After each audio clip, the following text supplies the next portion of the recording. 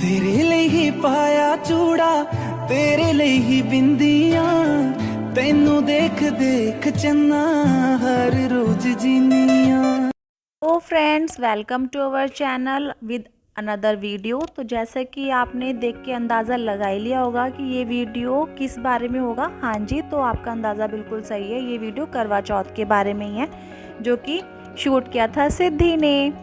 तो अब हम यहाँ पे शाम की कहानी सुनने के लिए बैठे हुए थे। देखिए, हर किसी के यहाँ पे ना कहानी सुनने का तरीका जो होता है, रीति रिवाज होते हैं, विधि विधान होते हैं, सब अलग अलग हो सकते हैं। लेकिन मेरे यहाँ पे जैसा होता है, मैं आपके साथ वही शेयर करने वाली हूँ कि हम लोग कहानी कैसे सुनते हैं। तो हम लोग यहाँ पे कहानी सुनने के लिए एक एक करवा जो होता है अपना अपना वो जल का भर के सामने रखते हैं, और एक थाली में चावल, चीनी, आटा और हल्दी थोड़ी सी वो रखते हैं एक प्लेट के अंदर, और उसमें कुछ रुपए रखते हैं, जो कि कहानी सुनने के बाद हम पंडित जी को दान दे के आते हैं। तो कहानी सुनने से पहले हम लोग हर करवे पर हल्दी के सतिये बना लेते हैं, और अपने हाथों में थोड़े थोड़े अक्षर जो चावल होते हैं वो लेते हैं, उनको हल्दी से पीला कर लेते हैं, और कहानी सुनने से पहले उनको अपने हाथ में रख के तभी कहानी सुनी जाती है। सबसे पहले हम लोग गणेश भगवान की कहानी सुनते हैं। गणेश भगवान की कहानी सुनने के बाद फिर हम लोग करवा माता की कहानी सुनते हैं। आप लोग देख रहे हो कि मम्मी जी हमें कहानी सुना रहे हैं। हर साल मम्मी जी ही हमें करवा माता की कहानी सुनाते हैं। कहानी सुनने के बाद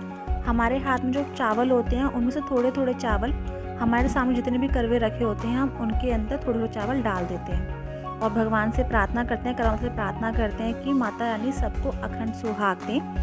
फिर हमारे हाथ में जो चावल होते हैं, उन चावलों को हम एक एक नैपकिन में रैप करते हैं अपने अपने अलग अलग, और जो हमें शाम को चंद्रमा को अर्घ देना होता है ना, हम उस वाले करवे पर उन चावलों को रख देते हैं। अब कहानी सुनने के बाद हम लोग जा रहे थे शिव मंदिर, क्योंकि जो हमने करवा अपने सामने कहानी सुनते टाइम भर के रखा था, वो हम सूर्य भगवान को अर्घ दे के आएंगे, जो कि हम शिव मंदिर है हमारे घर के पास, उसकी छत पे से सूर्य भगवान बहुत अच्छे से दिख जाते हैं, तो हम वहीं पे जाके उनको अर्घ दे देंगे। तो हम पहुँचे थे मंदिर के बाहर, तो देखा मंदिर में बहुत सारी लेडीज़ बैठे हुए थे। ये सारी लेडीज़ कहानी सुनने के लिए बैठे हुए थे।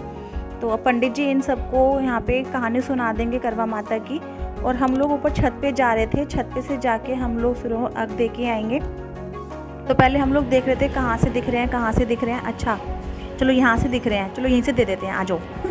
तो हम लोग यहाँ से अर्घ देंगे सूर्य को। सबसे पहले मम्मी जी ने अर्घ चढ़ाया सूर्य देव को। तो गड़ुए में उनके जो करवा था, उस करवे के अंदर, गड़ुआ एक्चुअली हमारे यहाँ पे लोटे को गड़ुआ कहा जाता है राजस्थानियों में, तो इसलिए वही मुँह पे रहता है हमेशा, गड़ुआ गड़ुआ।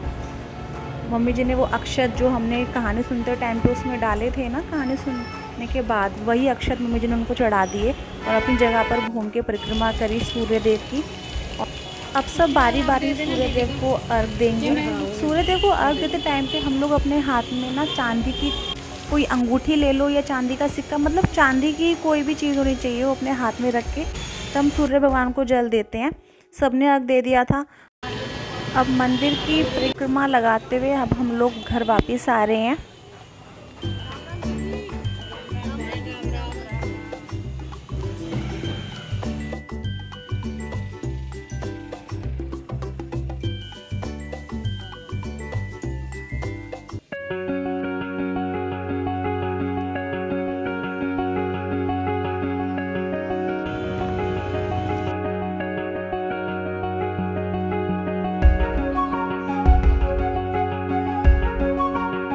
घर पे आने के बाद हम लोगों ने नींबू पानी बनाया, चाय बनाई, जो कि अब हम लोग पी लेंगे।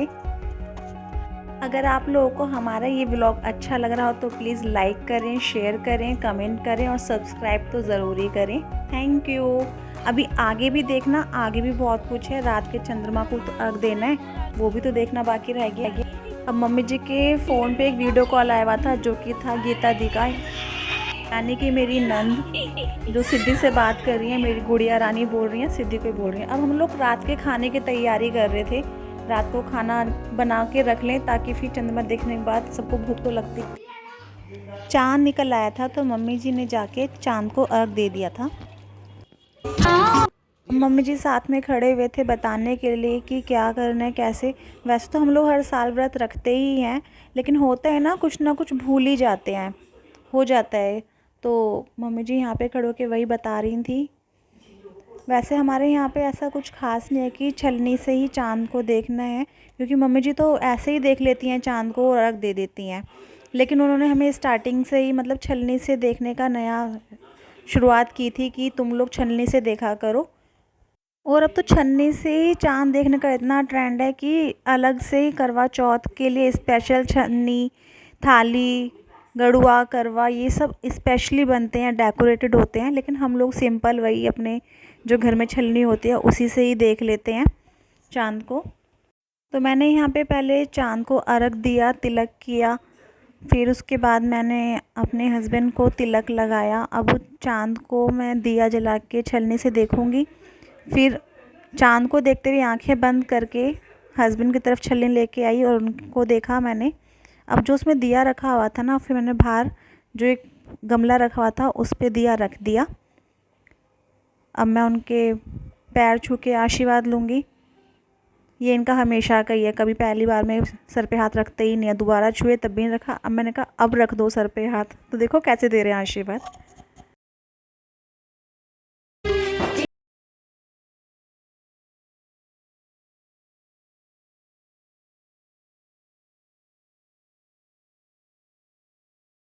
ये पूजा करके जब अंदर आते हैं तो ये कुछ सामान होता है, सासू माँ को दिया जाता है। इसमें करवा होता है और करवा खाली नहीं होता, इसमें कुछ सिंगाड़े रखे होते हैं, कुछ रुपए थाली में रखे होते हैं, फ्रूट्स रखे होते हैं। फिर हमने सबका आशीर्वाद लिया। फिर ये दादा दादी हैं हमारे, उनके आशीर्वाद लिया। फिर पापा अंदर रूम में थे, पापा का आशीर्वाद लेने के लिए रूम में गए।